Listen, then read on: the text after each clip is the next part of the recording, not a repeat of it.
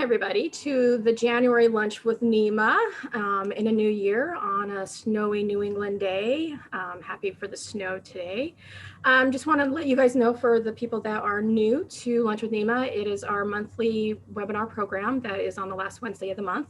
It goes through various topics. It is also recorded and available on the Nima website. So if you ever want to watch one that we presented earlier, go ahead and take a look on that one. And if you ever want to present at a lunch with Nima, definitely let the Nima staff know. We are looking for people to present in the coming year in 2021. That's really a mouthful to say. I don't think I've said that out loud yet. That's a little scary, but that's my personal thing. And so I'm just going to turn it over to Nicole Mello. They are with a park ranger. Are you technically still the title, or are you off season title? I'm off season, so right now I'm just Nicole Mello, historian on the loose. Okay, I will go with that one then.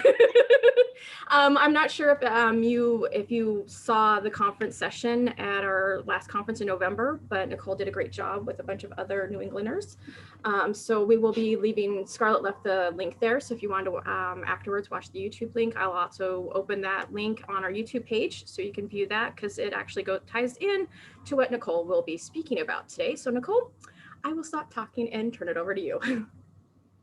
Well, thank you very much. Hello, everybody. Like Heather was saying, I'm Nicole Mello. I am currently between seasons at the Longfellow House. I'm usually a park ranger there, but our season goes typically until October. It went until November this last year because this last year has been a whole lot of chaos, but I'm excited to and planning to go back in May of this year.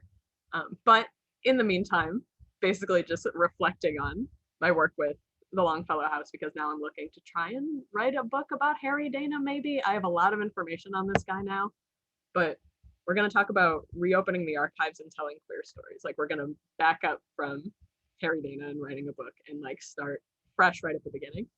And also, if you noticed, I do have fruit salad earrings because I noticed that the Lunch with Nima thing was a little fruit salad, so I thought I'd have a theme. But this is the summary that for the slide, mostly like I'm a professor giving a class, making sure that everyone is in the right class. But this is us talking about what we're talking about. A lot of you, I'm sure, are interpreters. Some of you might not be. Some of you might just be guests who want to hear an interpreter speak, which, welcome. I'm glad to have you here too. But I'm going to be talking about how we start interpreting these queer stories. It can seem really daunting. It can seem like you're basically starting from scratch. I'm here to assure you that it feels a lot scarier than it is going to be. It's going to actually end up being a lot of fun going through this process. I'm not going to make you read this whole thing. We're just going to get right into it. So basically what you are doing, in essence, is revisiting old stories. There are queer stories everywhere. They have already existed. They have existed the entire time. And if you think that your site doesn't have any, then nobody has just found them yet. They're there. When I first started looking for a position in the historical community, looking to tell queer stories, I was talking to the internship coordinator at the time at the Longfellow House, Anna Christie, and she was like, we think someone here might have been gay. It's Harry Dana. He's the poet's grandson. It's worth looking into. And at the time I was intrigued. I thought, this sounds really interesting. It's worth looking into. And I started digging and found that other people in the past had sort of felt the same thing. I wrote here, what language most commonly catches your eye? He had never been married, though he was a very eligible bachelor. Other people will have lived with a roommate. He was lucky enough to have a very nice family house, so he didn't really live with roommates, but he had many male companions. So people were kind of had a question mark wondering what his life had been like. So it was one of those things where I'm sure you've been on a tour, if you're giving or you're on a tour and you've heard that someone was never married or that they lived with a man for most of their lives when they themselves were a man, and someone on the group has raised their hand and been like, so were they gay or what's going on there? It's always the kind of hesitant, like, so what was that? Because before we didn't have the language and we didn't have the evidence that we needed to back up what we wanted to say and what we were pretty sure we could read between the lines of. Historians are very adept at figuring out what is written between the lines. So in looking into Harry Dana, at first I thought, this is an interesting figure. He's obviously not the most prominent at the house. but he was the one who recorded Henry Wadsworth Longfellow's stories. For those of you who might not know a ton about Henry Wadsworth Longfellow, the man, he was the poet who wrote Paul Revere's Ride. His grandson, Henry Wadsworth Longfellow Dana, did a lot of work to preserve his family's legacy. The home that they lived in was also owned by George Washington, so there's a lot going on in this place. Obviously, Harry Dana is not what every tour is about, so I had to do a little bit of digging to find information on him in the first place. And this is like what I said at the beginning, like it may feel daunting to look at someone's entire life from the beginning, but this is a thematic search. It's not an entire life picture. When you start, like I started, where I knew nothing about this guy at all, I'm looking at everything. One of the very specific things I did with Harry is that I read everything that he had written, but I had a benefit with him where he wrote a lot of stuff. He kept all of his journals. He kept all of his postcards. He kept every letter that anybody ever wrote to him. He kept letters from people blackmailing him. So this was kind of like a tutorial for me, in essence. Like everything was being handed to me as I was flipping through all of his documentation, learning more and more about his life. And in the context of his life, the pieces started to come together. Where before people saw all these disparate elements of who Harry Dana was, it didn't quite come together because they didn't understand what his life was like socially, the glue that tied him together. He was someone who opened his house up to the gay community at Harvard. He was somebody who had multiple partners who were male. And this was something that fueled his other work, something that made him the happy and positive person that he was, someone who wanted to research and develop history, which is really interesting. I also wrote here that small details can paint a more complete portrait, and to make sure to speak with experts wherever possible while you're doing this. Because when I first started diving in, I was completely overwhelmed. I was expecting, not sure exactly. I came into this guy knowing that I knew a lot about the early 20th century. I had studied warfare, military warfare in school, so this was a little out of left field for me. And 20th century military warfare does not quite line up with Harry Dana, who was a pacifist, but it seemed like he was a queer figure. So I'm trying to implement the history I knew logically with his story. I started reaching out to people who not only knew his time period, being born in 1881, actually January 26th, 1881, which was 140 years ago yesterday, and having died in 1950. I needed to know everything about New England socially during this time for the higher classes, because of course the Longfellow family is very wealthy. I needed to learn how men interacted when they were becoming adults at the turn of the century. And then I needed to know specifically about this family. I was talking to our archivist, Chris, at the time, and she was giving me all these different resources. Ooh, I'm sorry, I missed the chat. But happy belated birthday, Harry. But she was giving me all these new resources on different people that I could talk to about Harry Dana, because all these people before me had realized this, that he was probably gay and that he had relationships with these men that he interacted with, but we weren't really able to talk about it. So there was a foundation of research that I didn't even know about coming in. I looked at all this documentation, looked at everything, and came to the same conclusion that countless people before me had come to, but we weren't able to work together until now. So now all of us were able to come together and actually put our heads together on this. We were also able to start reaching out to people who still existed, the family members of people that Harry Dana knew. He was a partner of Glenn Carrington, who was a famous photographer during the early 20th century in New York. Some truly incredible people who documented just as well as Harry did. So the further and further the research spread, the more and more information we got, and the more and more evidence we were able to comprise of who Harry was, and more evidence of what his sexuality was. We call it ranger lore as park rangers, but other historians probably know what I'm talking about when I refer to ranger lore. It's stuff that the historians before you and the historians before them and the ones before them established a long, long time ago. And these stories keep getting passed on for so long that they basically become fact. And at that point, it kind of becomes hard to challenge that narrative. That becomes the site narrative. And so anything that revisits that is not only challenged by historians who have already been telling the stories as they've been established, but by guests who have heard this story time and time again. It's familiar. It's hard to let go of the old story, and it's reasonable. It's what we've been told the entire time, which is part of why we have to gather a lot of context and a lot of context clues and evidence while we're doing this research. It's something that I did a lot of with Harry, because as we know, being born 1881, living until 1950, relationships, sexuality, gender, everything that would make a queer person queer at the time, they were explored very differently. They used very different language. And as I was exploring Harry, I also looked into his Aunt Alice. Similar to him, she never married. She had a woman who would come and live with her for duration of time, off and on, named Fanny Stone. So as I'm looking at these relationships, I'm also keeping in context, at the time, women would live together if they wanted, if they didn't want to live with a man. But then you also have to challenge this pre-established notion of, well, why didn't they want to live with a man? Some women didn't want to. Alice certainly didn't need to financially, but why is she seeking this companionship? So you're diving deeper and deeper.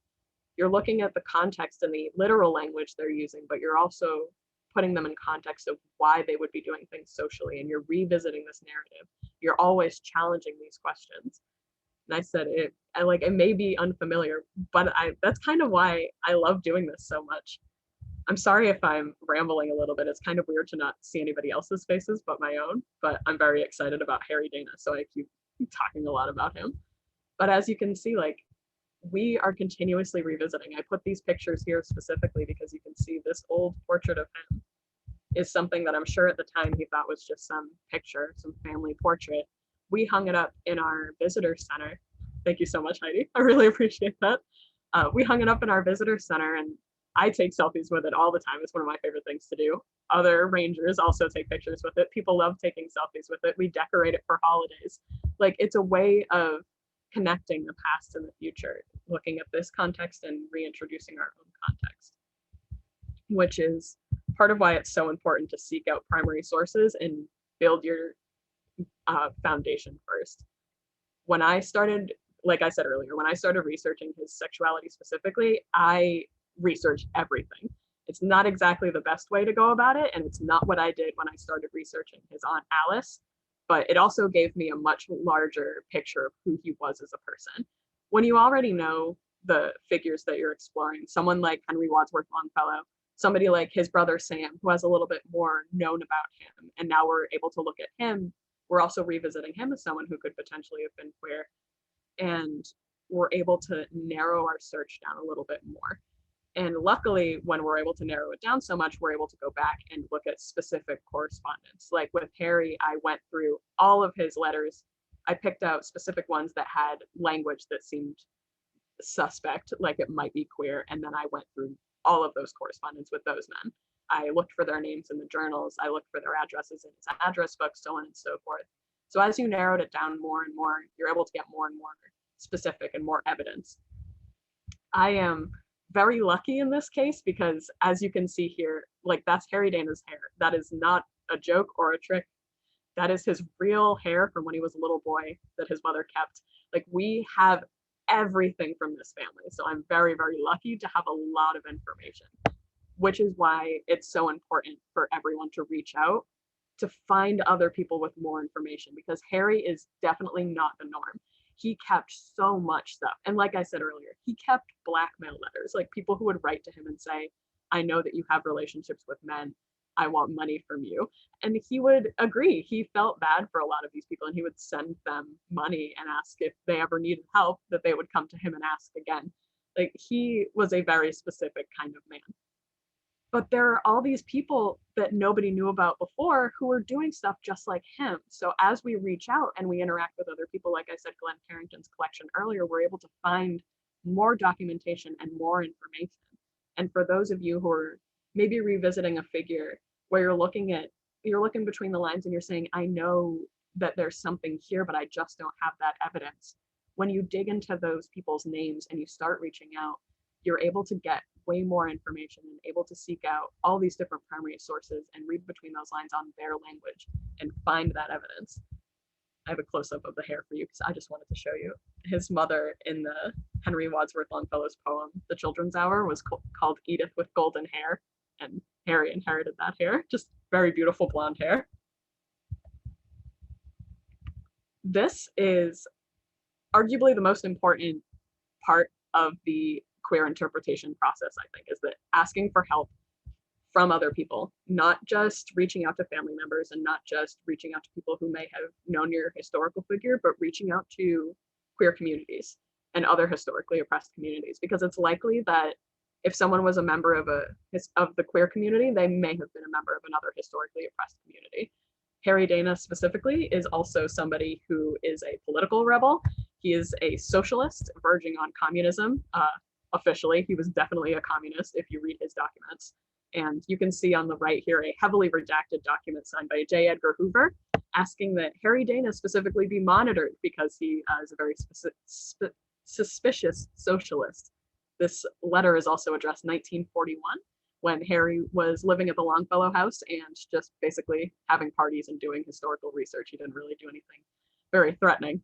But as you can see, there is so much different documentation the more feelers you put out. If you start interacting with other historic queer communities in the area, like the History Project in Boston, for example, who I love working with, they're amazing. They will also have a lot of documentation on these figures, and they will likely be able to connect them with other queer figures. The man Glenn Carrington that I mentioned earlier was a gay man from New York who kept his photography in Brooklyn, and he kept all these photographs of gay men. So once I was able to connect Harry Dana and Glenn Carrington through pictures in our collection, I was able to get to that collection, find all these other people that Harry knew, and keep searching out through that. And not only that, I found people who were researching Glenn Carrington and doing programs on him. So thank you very much, Scarlett. That was super helpful. You were right earlier. You're so fast. But when we're able to piece together all these little stories, we're building a foundation for more and more of this research to be done later. Now that, for example, now that I've researched Harry Dana to this extent, we're able to start looking into Alice Longfellow and into Sam Longfellow. And once we've established that narrative, we can even move beyond that. This is probably one of the most daunting parts of doing this research. And when we're doing the Q&A, feel free to ask questions about it, because to be honest, I'm always still learning too. It is always an ongoing process. I am very much of the mindset that language is something that is always evolving and is not a permanent thing. But when you're revisiting these queer stories and looking over these documentations again, language is going to be a lot different. People refer, of course, we know Boston marriages, things like that. And even before then, women and girls would be in what they called smashing relationships, which was basically just girls getting social companionship like they would from a man, but from another girl. They would explore these relationships typically in school. This is something that Alice Longfellow's generation would have done. So putting her in context before, looking at those relationships and then seeing her grow up, people just assumed, she wasn't interested in men. Looking a little bit deeper, there's usually a reason that a woman who has means to choose any man she wants doesn't choose a man at all. But then you have to discuss these people using the language that we have now. Well, I call these people queer because I refer to myself as a queer person. But of course, in the past, this has been used as a slur, and even when Harry Dana and Alice Longfellow were alive, this was not really a word that was heavily being used at all. This is not a way they would have described themselves. This is a time where homosexuality was considered a disease and was illegal in Alice's time and before. So it was not something that they saw how we see it. And it makes people hesitant to discuss it at all because they're nervous that they're going to say the wrong thing, or they're nervous that they're going to misinterpret them. And sometimes people will say, well, if this person didn't live as an out person while they were alive, why should we be giving them these labels now? And why should we be discussing this now? This is a very good question. This is something that we discuss a lot. It's an answer I hear change quite often.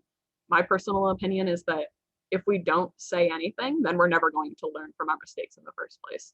If we never explore this history, then we're never going to get the complete history ever. So it's worth making the mistakes and learning from other people and learning about this language and piecing it together bit by bit rather than not doing the work at all.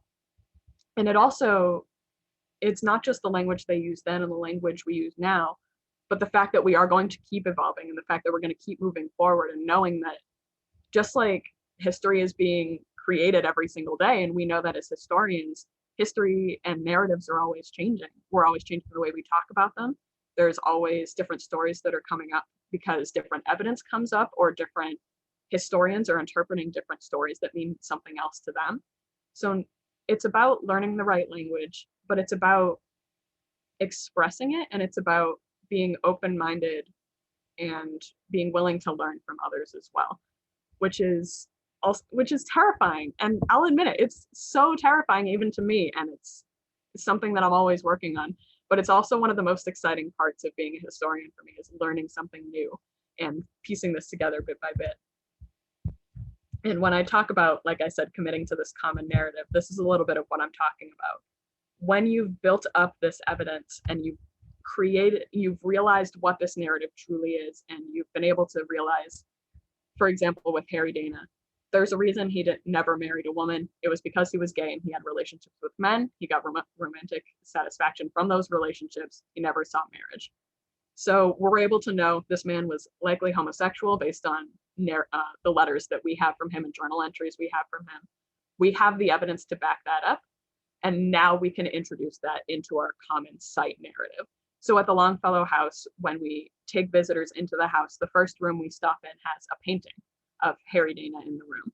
And when we introduce him, we say, this is Harry Dana. This is the poet's grandson. He was a gay man who lived here in the house. He preserved everything that the poet did.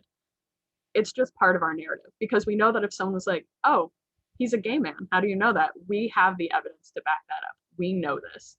This is not something that only one interpreter at the site should be doing. Once you have this evidence and it's integrated into the site narrative, it has to be something that everybody at the site has the same language for, and everybody at the site has been trained to speak about the same way.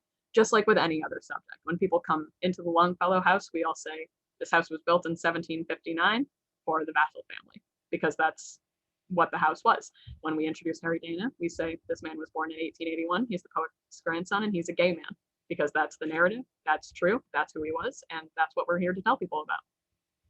We also need to make sure that we're not only giving and receiving the training on delivering this story, but how to answer questions around it. Of course, people are going to have questions, even if it wasn't something that is, of course, something that is debated amongst people right now.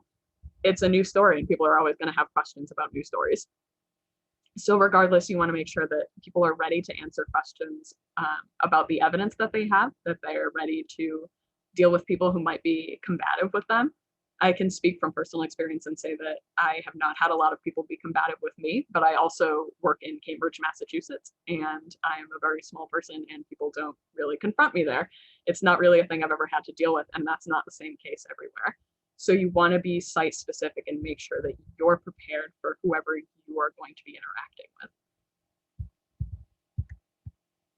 I did a close-up. This is actually our website now. On our website, we have images of him, we have a summary of him, and we explicitly state he is a gay man.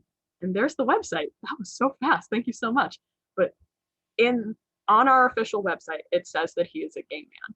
If you are consistent, eventually it is just going to become the regular narrative. And that's a huge part of why we do the work that we do, is that we are normalizing queer stories just being stories.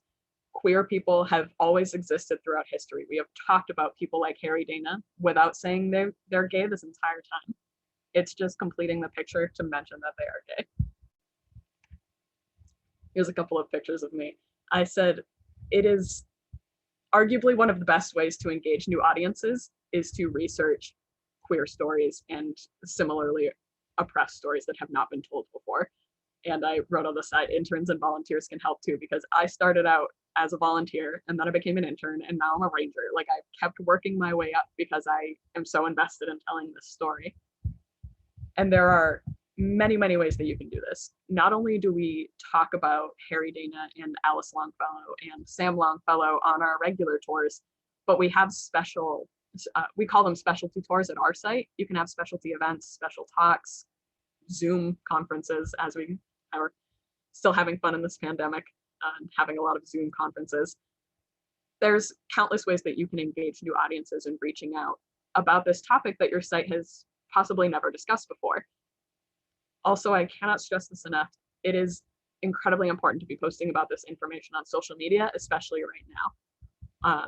Part of what I used to do at the Longfellow House, and I used to work at Cambridge Historical Society as a social media intern, is looking at the effect that social media has on our events. And the more engagement we have, the more people get involved and go to our events, the more popular our sites are going to be and the more our stories are going to be told, which is our ultimate goal, is to normalize these stories and get them told everywhere as much as possible. We're going to talk about this a little bit later too, but another park ranger at the Longfellow House and I, Megan Michael, did a Pride series on Facebook and Instagram of posts during Pride Month about different historical figures related to the Longfellow site. And it was one of the most popular things that our site had ever done on social media. And we not only can say that, but if you messaged me and you said, I don't believe you, I could show you the graphs to back that up, because Facebook has the algorithms and they have all the statistics that you can see. Who is viewing these things, when your numbers go up, and then you can start examining why your numbers go up. And it's because we're telling these new stories that are important right now, stories that people want to hear, and stories that they've never heard before. Now that it's getting safer and safer to tell these stories, people are able to openly embrace them in a way that they never have before. And it's exciting and exhilarating, and people are absorbing as much as they can. So as much as you can output, it's great to output. It is important to hooking people. And once they're there, you got to hook them into the rest of your site. Like I said, I work at the Longfellow Washington House. Harry Dana is not the reason that many people come there. Now it is, which is kind of exciting. Some people will come for Harry Dana, but it's definitely not the first reason that most people come. They come and they want to hear about Henry Wadsworth Longfellow. They want to hear about George Washington. It's hard to compete with a story like George Washington's. But once you get these new audiences there, here talking about Harry Dana, you can introduce George Washington. Now I want to talk a little bit about it vice versa, because it is not always the easiest to get our old audiences to listen to new stories, but that is exactly what old audiences want most. They want to be hearing new stories. One of the things I see most often is that when we host these events on site, the people who are always coming back are people who have worked at the site before, people who have been friends of the site for a long time, people who live in the area and frequently come to the house. They're people who have heard all of these stories countless times, and now we're presenting a new story, and they're curious. They want to know more about it. So if you present it in the correct way, of course, that comes to knowing your specific audience. In Cambridge, it's a little bit easier than it might be in other locations. And part of the excitement of a Zoom conference is that you're not all from New England. But when you are able to engage with your audience and make it clear that you have a new story to tell, your old audience is going to come back and they're going to be incredibly interested in hearing that story. Sometimes you might have someone who comes to argue with you. That's going to be the case no matter what you do. And like I said earlier, it just comes to being prepared and being trained and ready to answer those questions when they come up. But largely, it's not going to be that way. You're going to be receiving people who are curious about this. They're people who care about the site. They're people who care about the people whose stories you're telling. And so receiving more information about them and knowing more about them only paints a more complete picture of these people in their minds. I included the specific pictures I did here because this picture is of Alice Longfellow, Fanny Stone. Alice Longfellow is the seated woman, Fanny Stone right behind her.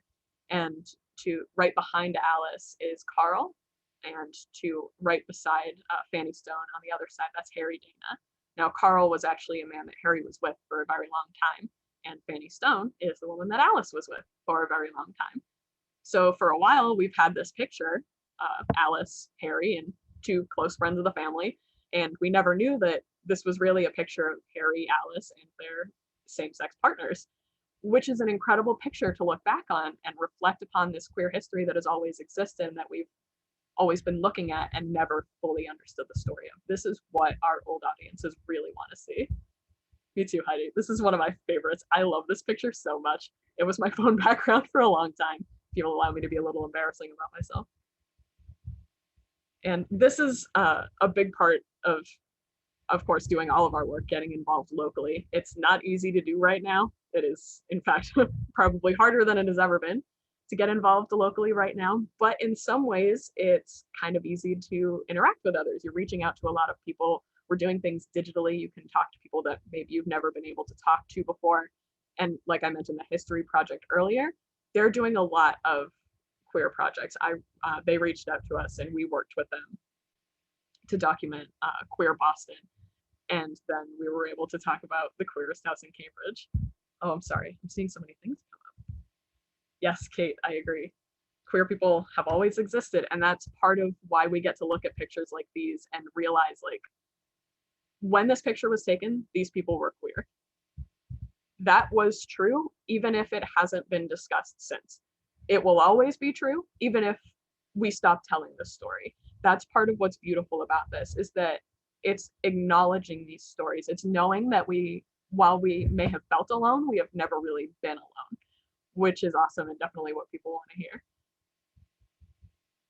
I'm so glad that you're excited to see new content. I keep getting distracted. I'm just excited. I miss interpreting and being at the house, so this is enjoyable for me. When you start reaching out, getting involved locally, like I was saying, you're going to find that you're getting a lot more engagement, and you're going to find that you're engaging new audiences in ways that you never thought you were going to be able to engage them before. We have 75 people signed up for this today. When I started doing this research, I never anticipated that anyone would want to hear me talk about Harry Dana of all people. It is bewildering to me sometimes that I even get to do things like this. But that's the beauty of this, is that the more you build it up, it's just history. It's not presenting a radical story. And it's not something that only you are doing or only I am doing. There is always going to be dozens and dozens of other people who are working with us and who want to work with us. And there are always going to be more who want to. Please, I love talking about Harry. I will talk about Harry till I'm blue in the face if I want to. I would love to talk more about him. And this is actually what I want most importantly to leave people with, is you can't stop doing this.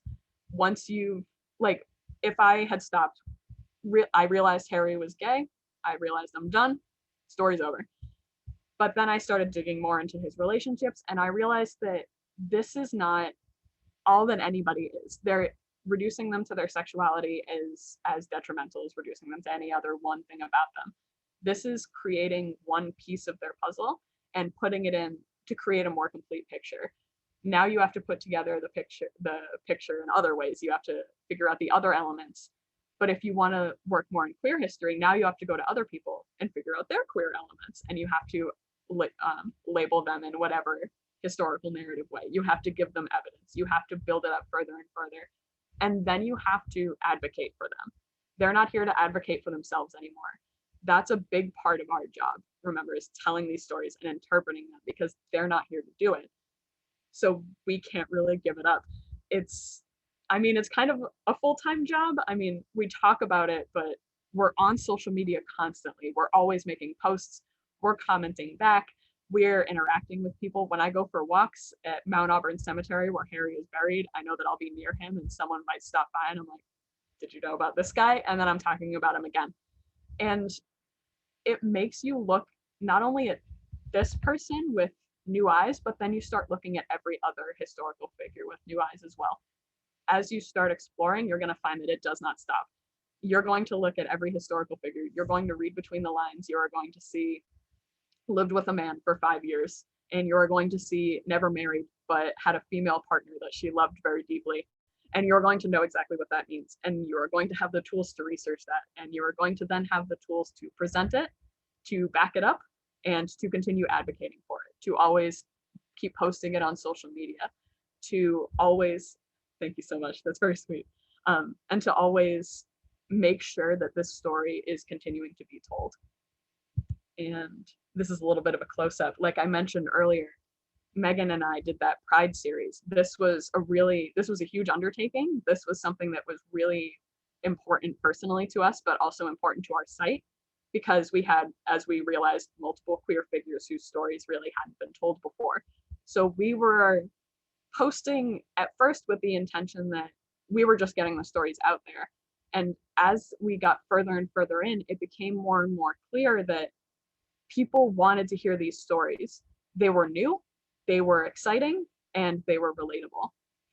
It was safe and exciting for the first time, really, to be hearing queer narratives without a qualifier, without someone holding back, and to hear them from queer interpreters. It's just something that was truly incredible, and we saw our numbers skyrocket on social media because of it.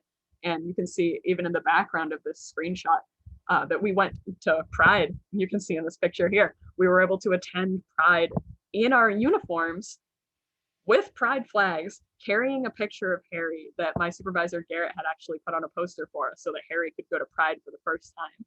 Of course, something that he never had any dream of what Pride would be when he died in 1950.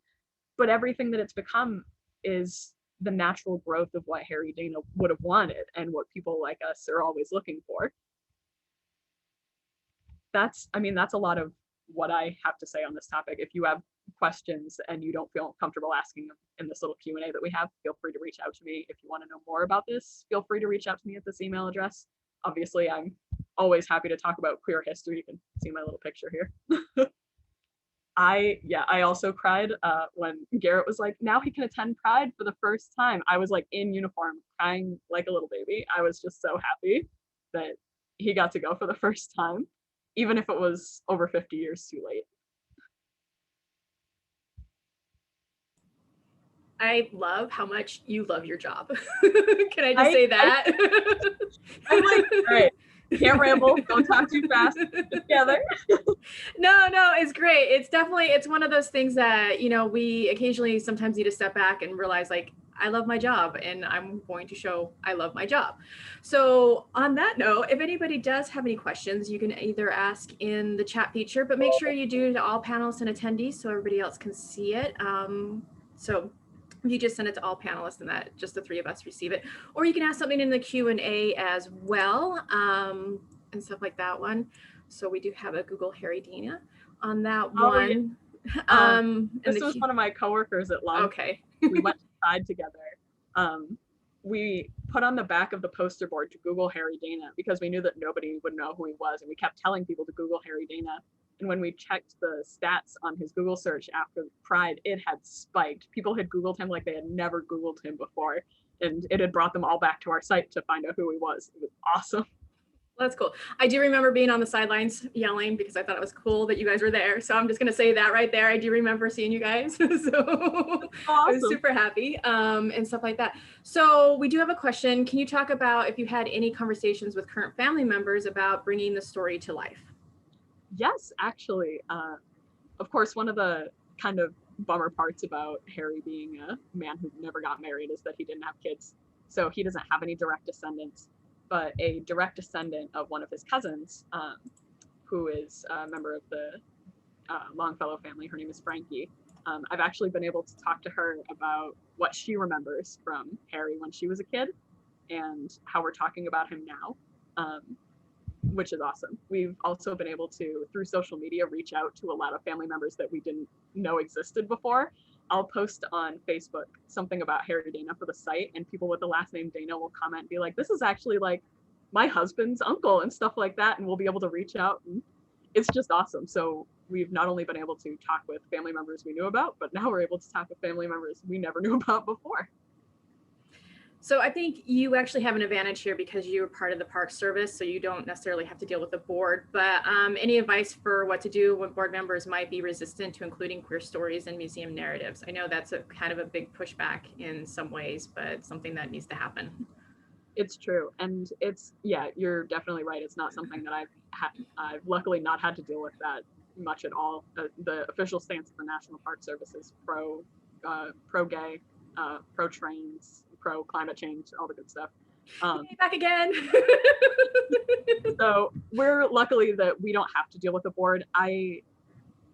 Something that I usually tell people is reminding the board that these are the stories that are going to bring in more people, like showing them the numbers, showing them like these are the events that people are attending, these are the posts that people are engaging with. Like if talking about the queer stories themselves don't work, numbers will usually help, and it helps that right now this is something that people do want to hear more about.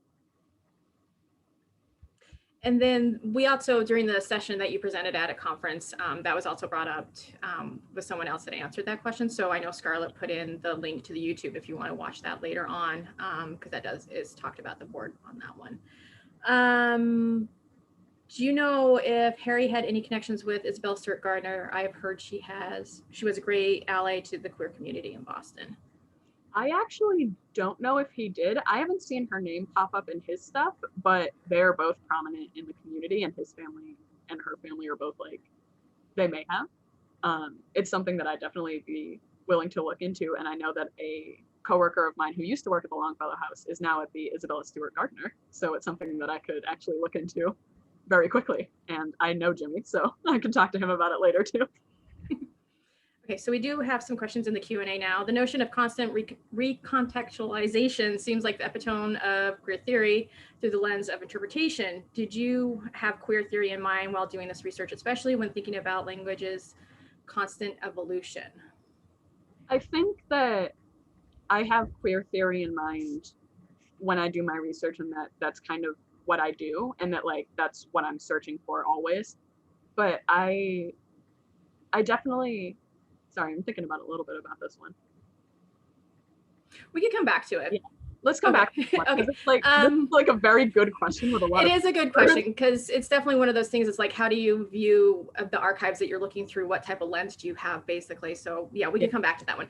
Are there queer history books or other resources that you'd recommend for teens and young adults? Yes, there are a few. I actually just got a book called The Gay Handbook, or The Queer Handbook, that I gave to my sister-in-law for Christmas as a gift, because it's an excellent first resource for people starting to look into it. But that's a really good first one to look into. There's also A Queer History of the United States, which now I can't remember the author, but I know that if you look online, there's a few that like will encompass multiple historical figures. And then it's also once you like find the specific historical figure that a teen or a young adult might be interested in, which is kind of, when I was a teen, this is what I would do, is find a most recent biography and then be able to actually read an actual. Yes, thank you so much, Scarlett, you're incredible. I told you earlier, like she's amazing. I like had part of the title, and there's the link.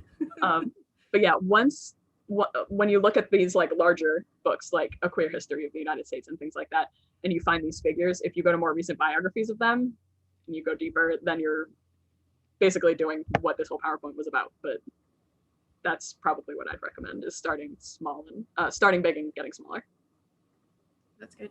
Do you, this is more of a personal question, do you know of any other National Park Service sites that are actually exploring the queer history? One of the greatest things right now is that Stonewall is a national park. Right, yeah. Stonewall is definitely the best one to look at for queer stories and queer interpretation. And when you go to their site, like they have the best, and there it is, they have the best navigation to be able to find other national park sites and other sites that are historic sites that are doing this. That's cool. That's cool. Because I know there's definitely throughout New England, there's quite a few that are exploring the story. And I know, just I think revisiting everything, we need to start reinterpreting and stuff, retelling stories that need to be told. So I do agree with and that even one. like on us, like I talk about on such a large government scale national park stuff, but even like I went to the Lizzie Borden bed and breakfast in Fall River, and even there they discuss Lizzie Borden possibly having relationships with women now. Like even on the smallest scale of a bed and breakfast that has a little tour, they're able to discuss this now. So it's awesome.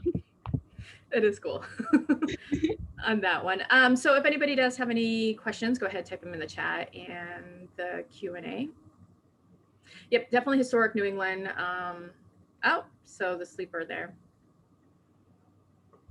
So on that one. Isabelle Gardner having connections with Henry Sleeper's friends and lovers from Harvard is intriguing. I know that Harry Dana is very into the Harvard loops. Oh, and revisiting the queer theory, Mhm. in thinking about it, because when I mentioned earlier that I studied military and warfare history when I was in school, I ended up in my junior and senior years, I really focused on gender presence in the military, Mhm. which is a very specific thing. And my final paper ended up being like, what were women's roles as what they were assigned roles, what their roles ended up being, and what an outsider role was for women in the military throughout New England's history. And in looking, when I left school, I not only incorporate queer theory into a lot of what I do, but also gender theory. And I think that's a big part of queer theory, is looking at how these people are challenging gender and why. Because sometimes it will be gender identity reasons and sometimes it will be sexual identity reasons. So I think that's a big part of my personal lens when I did this research. Okay, I was trying to figure out the tie-in there with the military, so that makes sense now. Thank you. Thank you. I'm like, oh, this is a weird tie-in, but okay. We'll come all the way back around. Yes, thank you on that one. And so we did have some private chats on here. So the Boston National Historic does some research on queer history in the Beacon Hill area, because there's the Gibson House there as well. I believe Pearl Harbor has done a very small amount of work, according to their superintendent.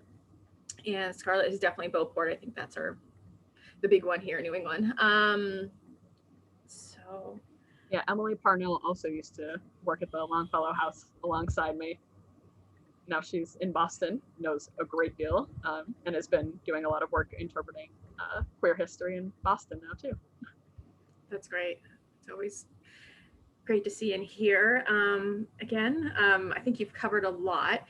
And I think it's interesting that you haven't received a bunch of pushback, because that's always one question that people are a little bit afraid of. It's like, what's the public's pushback on actually just straight out saying it instead of using code words?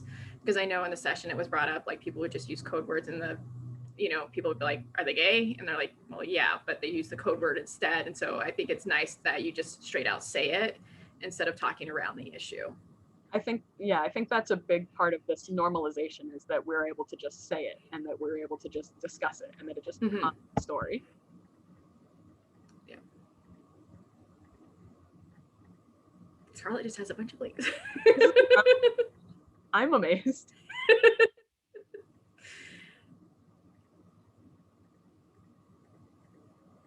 Are there any other questions? I'm here. Thank you so much. I have misinterpreted so much. I mean, obviously, I've gone off the rails, but I very much miss talking about history at all, let alone Harry specifically. We have a framed picture of Harry Dana in my house, and it is not the only picture of him in the house. So this is very exciting for me. Yeah.